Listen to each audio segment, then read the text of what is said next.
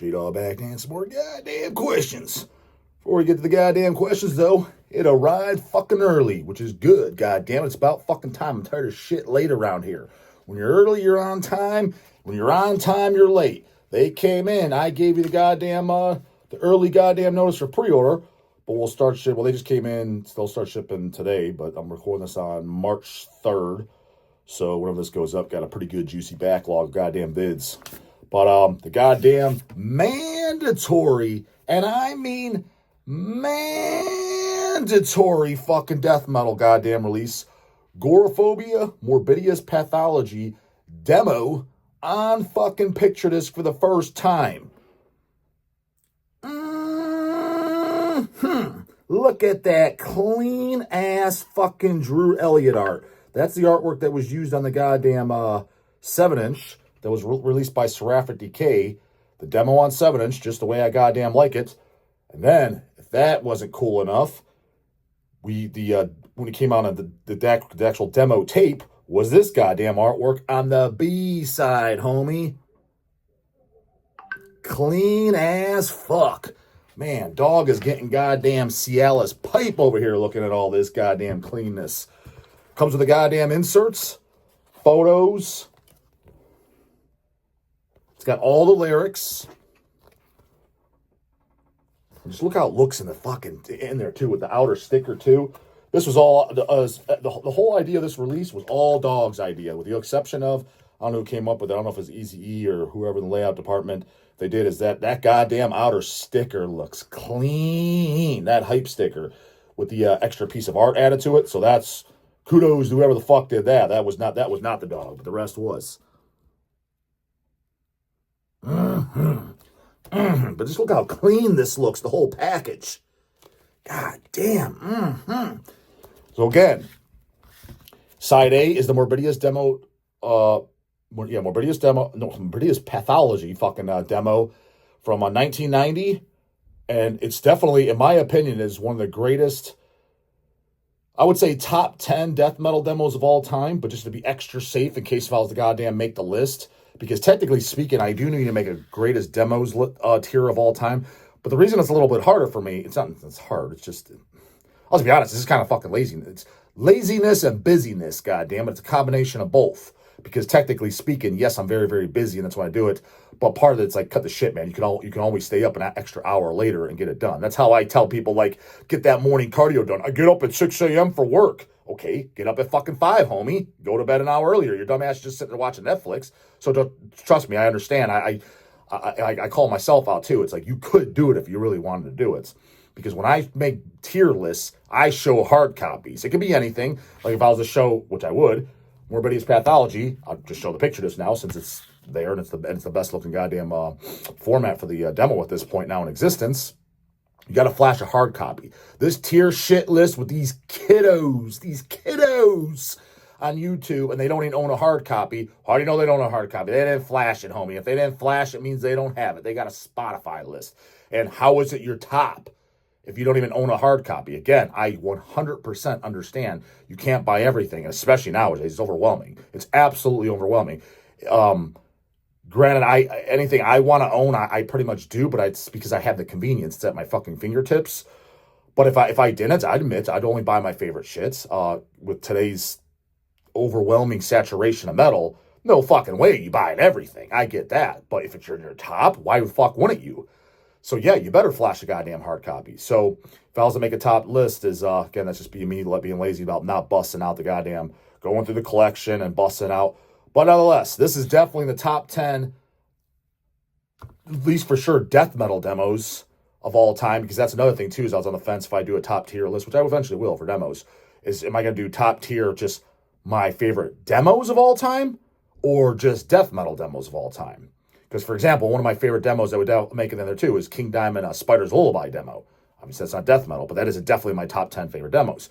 But if this doesn't make top 10, it's definitely in top 20. Like, for 100% for sure, because once you started adding up, like, oh shit, forgot about this, forgot that. Putrefaction, Painful Death, that's in top. That's 1 or 2. Centurion, Appears Fire, it's 1 or 2. Those are the first 2 that are fighting for the goddamn top spot.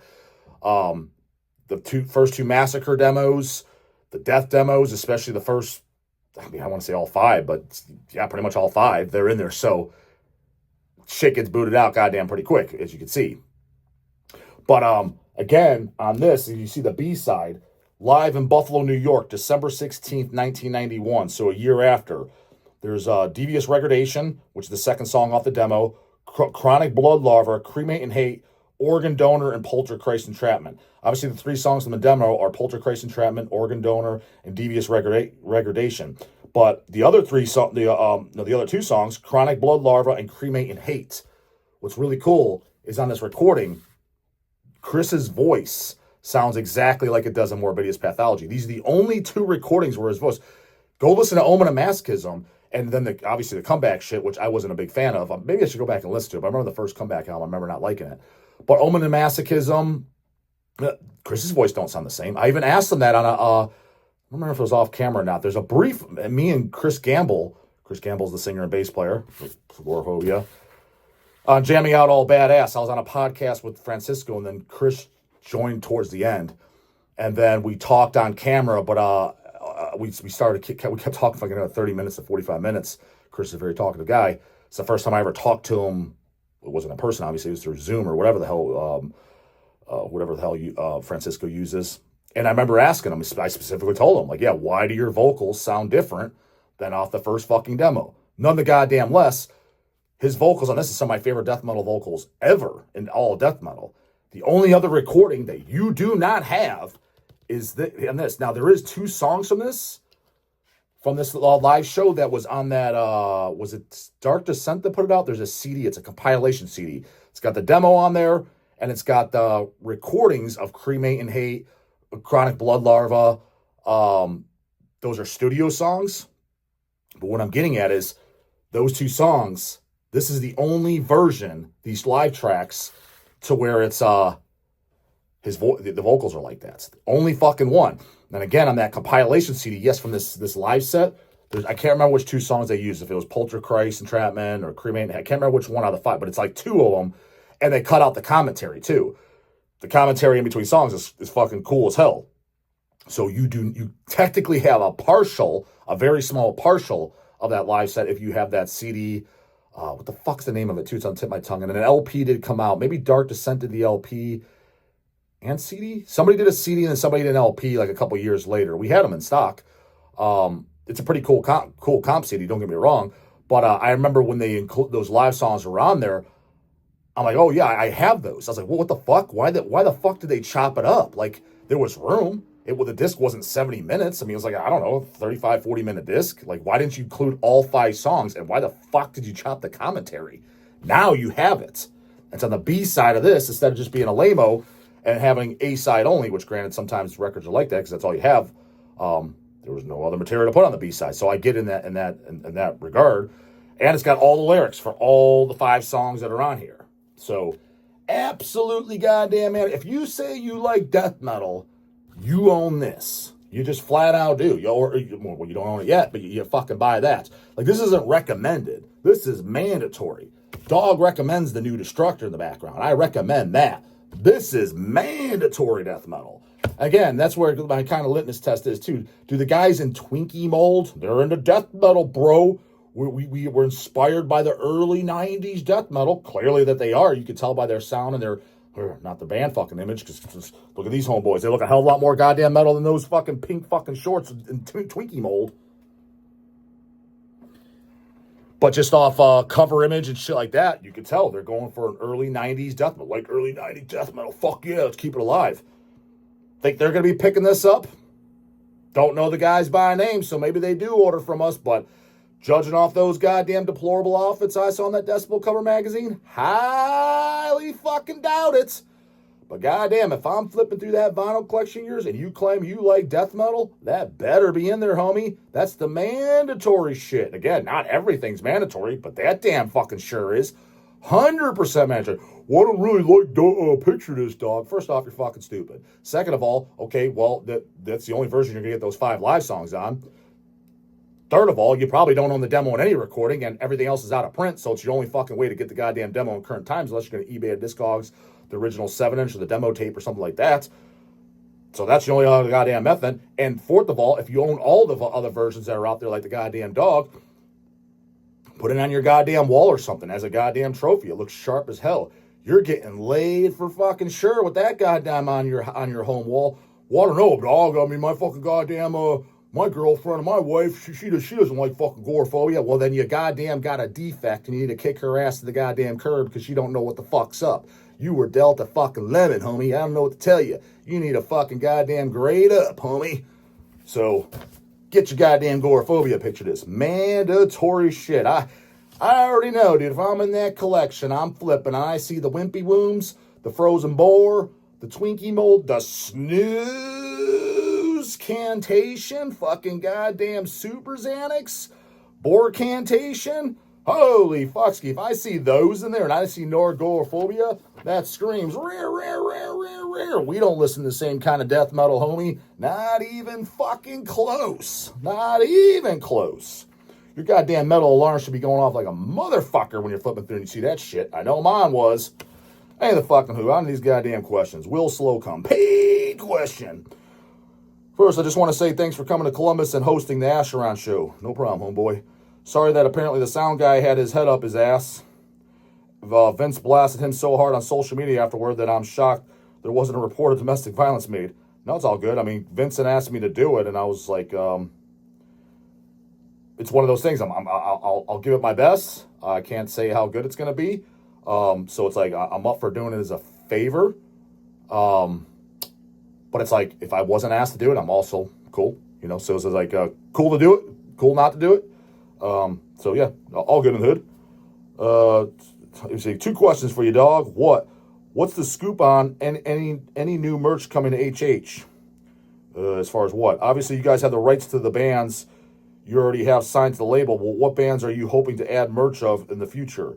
For example, Vince had some incredible looking shirts at the show that would make a fortune. I'll admit I don't know much about licensing rights when it comes to shirts, but it'd be sweet to see some more editions.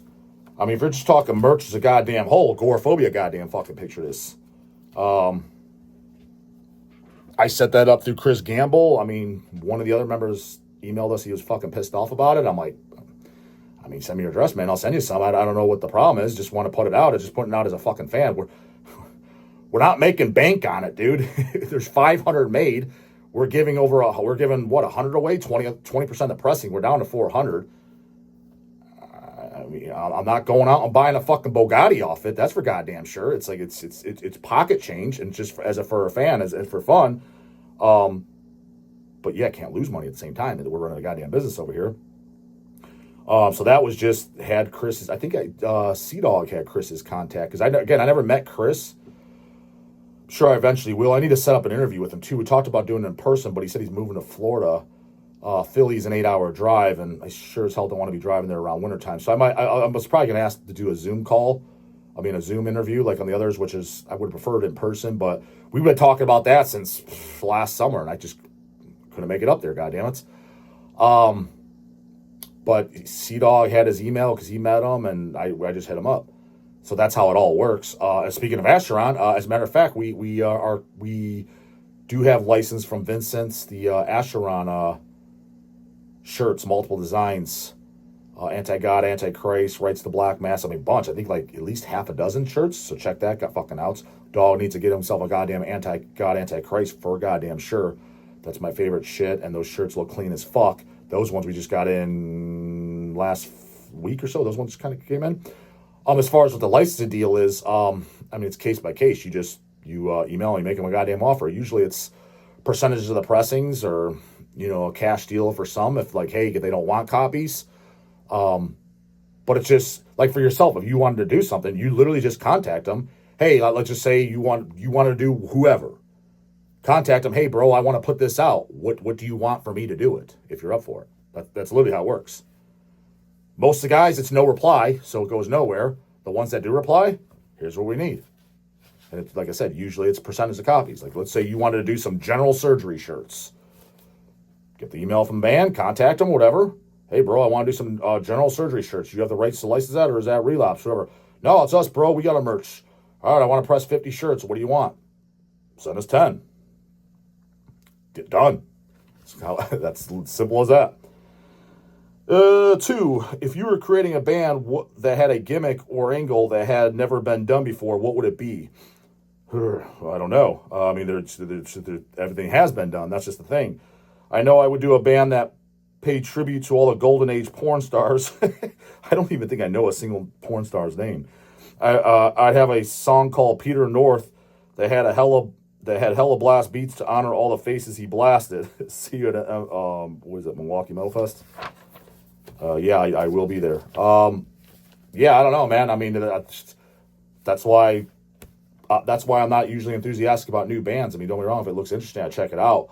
But it's like everything's been done. So it's kind of like I wouldn't. I wouldn't even try to do a new band. Me personally, I'd have no interest. It's like everything's been done. So, yeah, I wouldn't. I never put any thought into it, and not going to put any thought into it because I'm never going to do it. So, Colin Schumacher, paid question.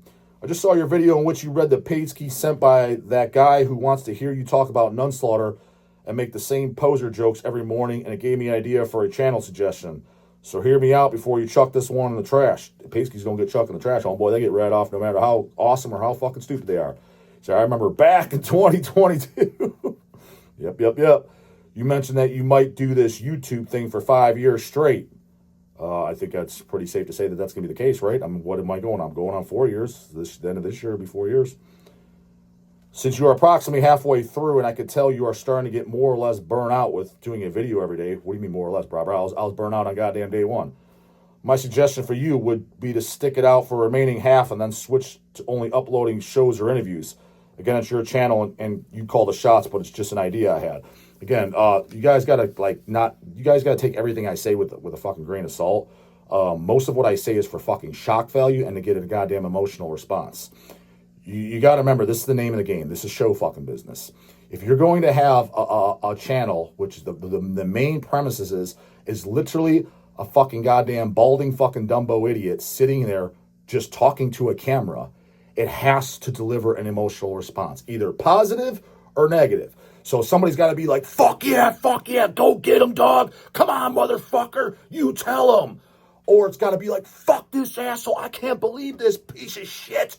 He's talking about Bolt Thrower. He called him Woke Thrower. He says Deicide's fucking worst album, Smoke's their best album. He's a fucking idiot. Slobbering all over the goddamn. You gotta get the slobber in there too. You can't edit that shit out. That's called being fucking getting pumped. That's called being real. Only Joe Rogan pussies fucking edit that shit out. If you ain't slobber and you ain't real, or you're goddamn non-enthusiastic, motherfucker, get that dog slobber everywhere. That's what it's gotta be. Otherwise, dude, I've been for, don't get me wrong, I'm not even going to get shout-outs because I don't even want to give it attention. People are like, hey, check this guy using your lingo and this and that. I'm like, dude, who's going to listen to this boring buffoon, though? I mean, this is the boringest shit I've ever seen. It's a guy just sitting there talking with no goddamn emotion whatsoever. The only other fucking guy that gets it, granted, to everybody's defense, I've seen, like, slobbering all over the motherfucking place. The only guy that fucking gets it, again, I've seen, like, 4 or 5 channels, but as far as just sitting there talking to a camera who's not doing interviews and stuff like that, is Mordant Red. He's the only one that fucking gets it, dude. That's it. All the others I've seen, I'm like, this is boring as fucking shit, dude. Who in their right goddamn mind would watch this crap? I was like, no wonder you're fucking just listening to dumbass depressive black metal and sludge doom and stoner rock and I like Snoretopsy mental funeral over Deicide. Meanwhile, they're hitting that bull. Fuck yeah, bro. There's no possible way a sober man would fucking say that. You gotta be stoned or high on fucking acid or meth or something to possibly say an asinine statement that fucking Snoretopsy is better than Deicide. And then it reflects in their personality. You're watching like, this is boring as fucking shit, dude. So, again, take what I say with a goddamn grain of salt. It's all for fucking goddamn an emotional response and shock value. And as far as burnout, dude, I've been burnt out on fucking everything for years, dude. I mean, that's the name of the goddamn game. How you fucking kick ass is the things you don't want to be doing in life is what you need to be doing most in fucking life.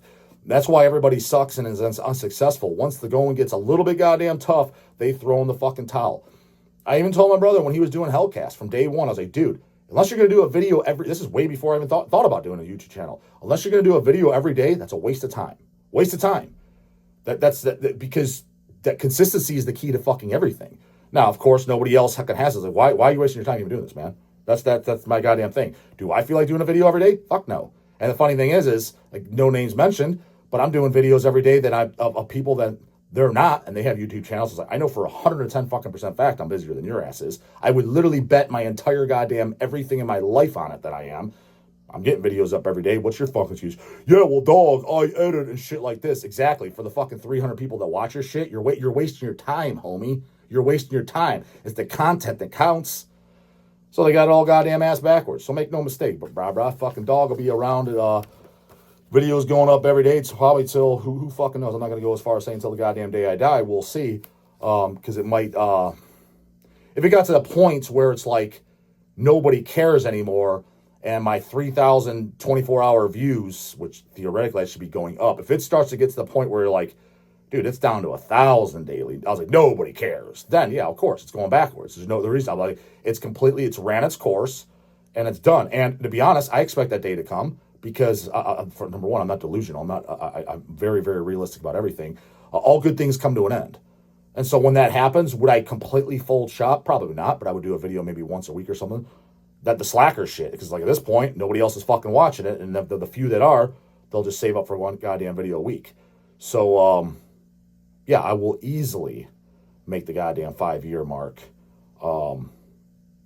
as far as posting vids every fucking day. Again, assuming something dramatic don't come up, like I don't end up in the goddamn hospital, getting a goddamn car wreck. My laptop explodes, my phone explodes, and I didn't get a new one in time because I didn't have enough uploads. I mean, it had to be something, not I got the sleepies, or it's just something stupid, just slack fuck shit. It had to be stuff that was pretty much out of my control. Just like a few times a video went up for the late for the day, YouTube fucked me. I don't know, the upload shit. It's all scheduled. I look at it. Right now I can tell you right now, I have uploaded all the way. This is March 3rd. I'm recording this. I have uploaded, just to give you an idea, every morning all the way up to March 12th is the last day I've uploaded. That's fucking, 9 days? Completely uploaded, done. Part of the reason is, that way in case something does happen, laptop or something, I got a buffer. Another thing, too, is that if the dog drops dead today, guess what? He's posting for the next week or so beyond the motherfucking grave. You can't even keep the dog down when he's fucking dead, bastard in the sky. That's the middle finger to you, motherfucker. Try stopping this guy, goddammit. But the tube occasionally fucking doesn't the upload gets hairy. See, I'm looking at it. Yeah. March 7th, 6 a.m. March 6th, 5 a.m. I mean, it's not my fuck up. When it goes up late, it's because what the fuck is this shit? It's just just error behind the. It's just a bunch of robots run this shit. But I mean, it's pretty goddamn reliable. I mean, how many times did that happen? 3 maybe, I think.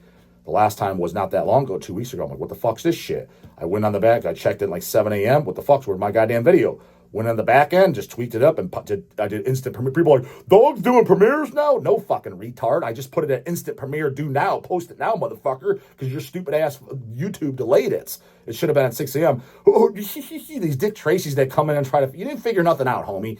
Just fucking just watch and just keep your yap shut. You're making yourself look goddamn stupid. What do you think that was a coincidence? Didn't go up, or now you're doing premiere? No, dude. It was recorded. What do you think? I'm just sitting in that office at that time, first thing in the morning, and it just whatever. It's too many people that goddamn way too much time on their hands to try to fucking figure shit out that they're not even figuring it out goddamn correctly. Comes good shirt, you don't forget to do, but the guy might get in the morning, and don't forget them goddamn paid skis in the description box. How to do it, Bubbles. You're dead by a dog ticket, goddamn it. We're goddamn approaching the 3-month mark, motherfucker. Dead by a dog ticket, goddamn it. Get it now. And your J-Dog slogan shirt, all in the description box. Later, goddamn it.